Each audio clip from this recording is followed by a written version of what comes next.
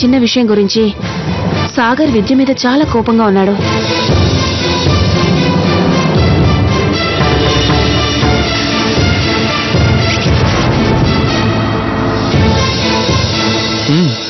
ఇది నిజంగా చాలా చిన్న విషయం.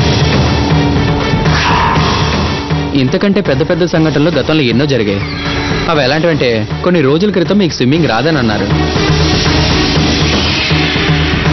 కానీ ఇప్పుడు చూస్తే మాత్రం ఎంచక్కా ఎంజాయ్ చేస్తూ ఈత కొడుతున్నారు.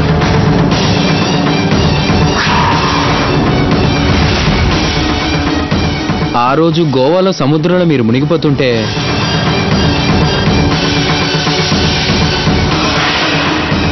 అప్పుడు సాగరే కదా మిమ్మల్ని కాపాడింది.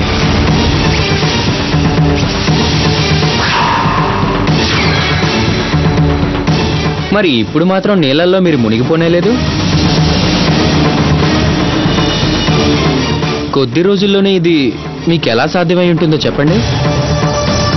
అది ఆ రోజు నాకు చాలా భయం వేసింది. తర్వాత వెంటనే స్విమ్మింగ్ నేర్చుకోవడం మొదలు పెట్టాను.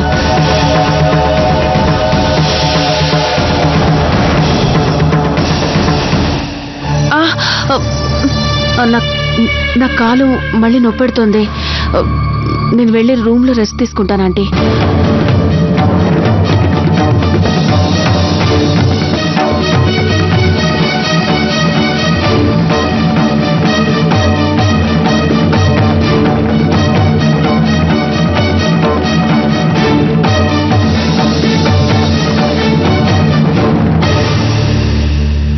వదినా, నేను చెప్పేది జాగ్రత్తగా వినండి. సోనాలిని మీరు చూసి చూడనట్లు వదిలేస్తేనే బాగుంటుంది. తను ఖచ్చితంగా ఏదో గేమ్ ఆడడానికే వచ్చింది.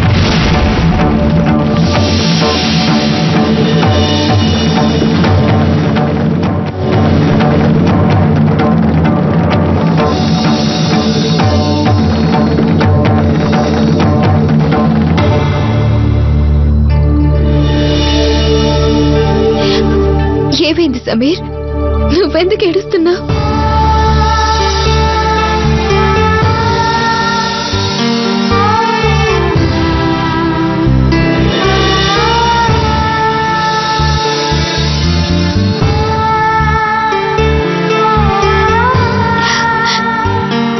ఈ ప్రపంచంలో ఏది ఏమైనా సరే మన ఇద్దరి మధ్య అనుబంధంలో ఎప్పటికీ ఎలాంటి కల్మషం ఉండదు. సరే, ఇక మన ఇద్దరం కలిసి మీ నాన్నకి ఎలాగైనా దగ్గర అవుదాము. మనం దగ్గర అవుతాం కదా?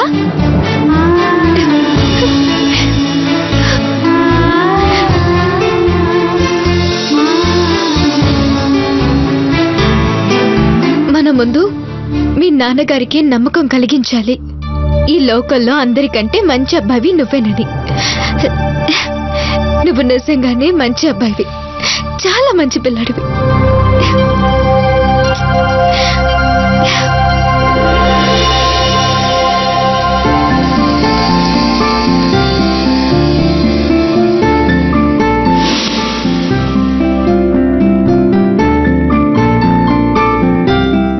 వారేవా, ఈ బొమ్మ చాలా బాగా గీసావే. చాలా బాగుంది, సబాష్. ఒక మాట చెప్పనా, మీ నాన్నగారికి కూడా ఇది చాలా నచ్చుతుంది.